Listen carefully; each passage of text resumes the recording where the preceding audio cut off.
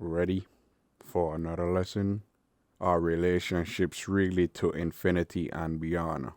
As human beings, when you run into a lot of people in society, they hate discipline. As I said before, discipline is what most people lack.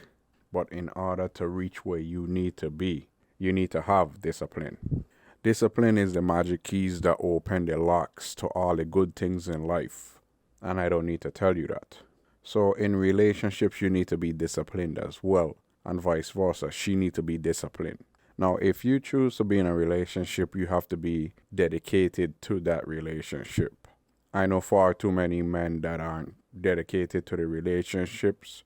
They ain't dedicated to routines. All they do is go home and fuck around and they fat and all of that like. And it's really sad because they dedicated and disciplined to a mundane, boring life. Life is meant to explore, and especially as you get older in your prime as a man. I know a lot of men that are married and in relationships that when they finally have sex with the other half or the wife, then they are excited, which is very sad. It's pitiful. That just means you wasting your time. You're wasting each other's time. But you staying with each other because of necessity. And that's the last thing you need. I advocate the single life. Relationships in to infinity and beyond. Because very few people can make it past their trial period. My trial period is very long and extensive.